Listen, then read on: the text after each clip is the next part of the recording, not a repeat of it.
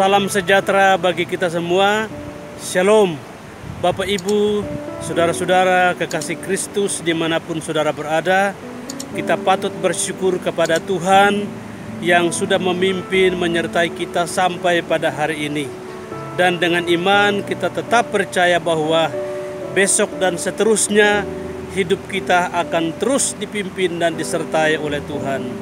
Kekasih Tuhan dimanapun saudara berada, pada kesempatan kali ini saya menyampaikan renungan firman Tuhan dari area Jembatan Gumbasa, Kabupaten Sigi, Sulawesi Tengah. Dan doa saya kiranya Bapak Ibu Saudara bisa mendengarkan renungan ini dalam keadaan yang baik, sehat, kuat, dan diberkati oleh Tuhan. Kekasih Tuhan dimanapun saudara berada, renungan firman Tuhan pada hari ini saya ambil dalam Kitab Kisah Para Rasul pasal yang ke-5, ayat 34 dan 5, dan saya melanjutkannya dengan ayat yang ke-38 dan 39. Demikian bunyi firman Tuhan. Tetapi seorang Farisi dalam mahkamah agama itu, yang bernama Gamaliel, seorang ahli Taurat yang sangat dihormati seluruh orang banyak, bangkit dan meminta supaya orang-orang itu disuruh keluar sebentar. Sesudah itu ia berkata kepada sidang, "Hai orang-orang Israel, pertimbangkanlah baik-baik apa yang hendak kamu perbuat terhadap orang-orang ini." Ayat yang ke-38. Karena itu aku berkata kepadamu, janganlah bertindak terhadap orang-orang ini. Biarkanlah mereka, sebab jika maksud dan perbuatan mereka berasal dari manusia, tentu akan lenyap. Tetapi kalau berasal dari Allah, kamu tidak akan dapat melenyapkan orang-orang ini. Mungkin ternyata juga nanti bahwa kamu melawan Allah. Nasihat itu diterima. Bapak Ibu Saudara, jemaat Tuhan yang dikasihi oleh Tuhan Yesus Kristus, renungan firman Tuhan pada hari ini saya beri tema alat Tuhan itu bernama Gamaliel. Salah satu tokoh dalam kitab Perjanjian Baru yang jarang dibahas adalah Gamaliel. Gamaliel artinya hadiah dari Allah. Gamaliel adalah seorang rabi Yahudi yang sangat terkemuka dalam kehidupan masyarakat Yahudi. Dalam Kisah Rasul pasal yang ke-22 ayat 3, Rasul Paulus menjelaskan kepada orang-orang di Yerusalem bahwa dia dididik oleh Gamaliel. Atau dengan lain kata, Gamaliel adalah guru dari Rasul Paulus. Gamaliel juga sosok yang terkemuka di Sanhedrin atau pengadilan tinggi Yahudi. Bahkan diberi gelar Rabam, lebih tinggi dari Rabi. Meskipun bukan pengikut Kristus, tetapi Tuhan memakai hidupnya untuk membela Petrus dan Yohanes di mahkamah agama. Kekasih Tuhan dimanapun saudara berada, dalam beberapa peristiwa Tuhan selalu memakai orang-orang yang tidak dikenal atau orang-orang yang tidak diharapkan untuk menolong rasul-rasul dalam memberitakan Injil. Salah satunya adalah Gamaliel. Berawal dari pelayanan Petrus dan Yohanes yang mengajar orang banyak dan memberitakan bahwa dalam Yesus ada kebangkitan dari antara orang mati. Mereka memberitakan Injil Yesus Kristus dan melakukan mujizat-mujizat dalam nama Yesus di daerah Yerusalem.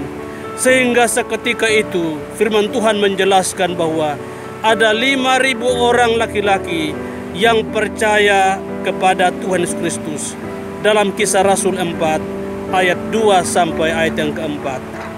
Ketika mahkamah agama melarang rasul-rasul untuk tidak mengajar atas nama Yesus di Yerusalem, Petrus dan rasul-rasul itu menjawab, kita harus lebih taat kepada Allah daripada kepada manusia. Dalam Kisah Rasul 5 ayat yang ke-29. Bapak Ibu yang dikasihi oleh Tuhan Yesus Kristus, mendengar perkataan Petrus itu, maka Mahkamah Agama memutuskan untuk membunuh mereka. Tetapi Tuhan memakai Gamaliel menyampaikan pendapat bahwa sebelum membunuh, pertimbangkanlah dulu baik-baik. Biarkan orang-orang ini tetap hidup. Jika maksud dan perbuatan mereka ini dari manusia, maka akan lenyap. Tetapi jika dari Allah, maka kamu tidak bisa melenyapkan orang-orang ini. Bisa jadi kamu akan melawan Allah.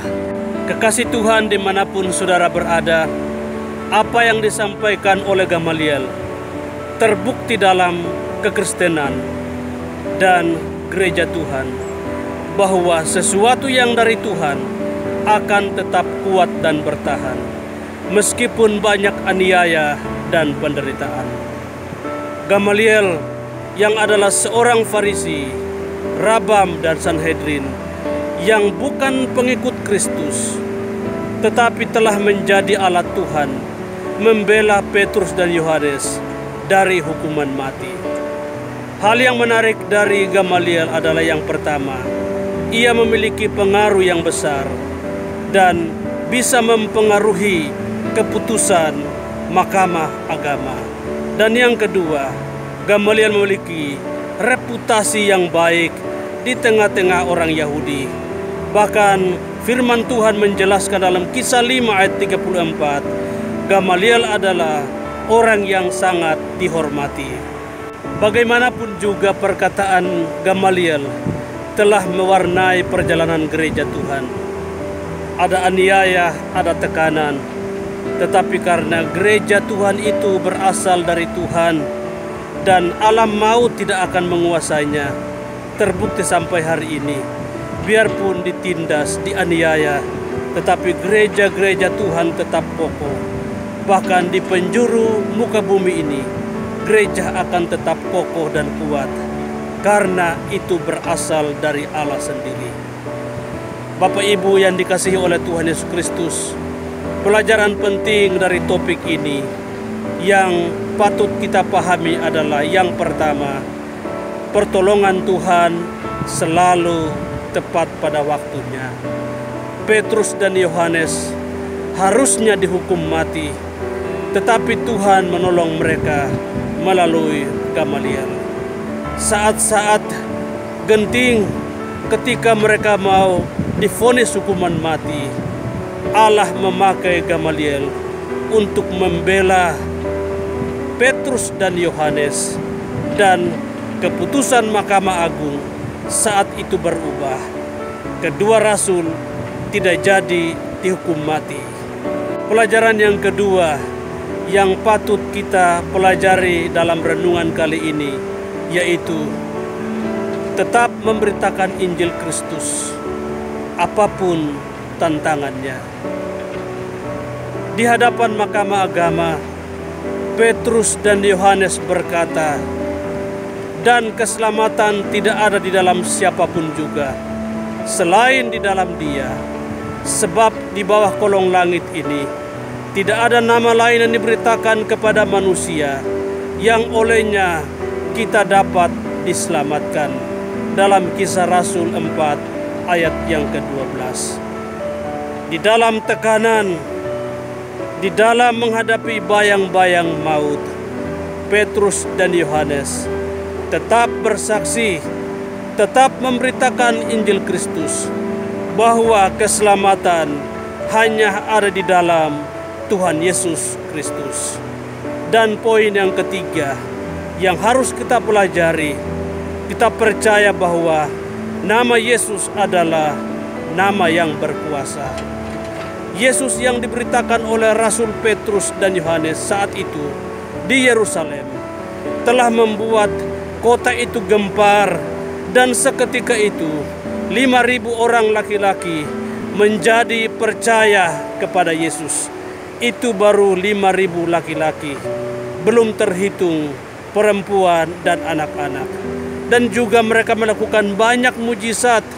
Mujizat-mujizat terjadi di kota Yerusalem, dan kota Yerusalem itu menjadi gempar. Ada kuasa di dalam nama Yesus. Yesus yang disalibkan, mati dan dibangkitkan dari antara orang mati adalah pribadi yang sangat berkuasa. Poin ketiga adalah percaya bahwa ada kuasa di dalam Yesus. Nama Yesus adalah nama yang berkuasa. Bapak Ibu kekasih Tuhan dimanapun saudara berada, kiranya renungan firman Tuhan pada hari ini boleh menjadi berkat dan kekuatan bagi kita semua. Salam dari Gumbasa, Sulawesi Tengah. Tuhan Yesus Kristus memberkati kita semua. Shalom.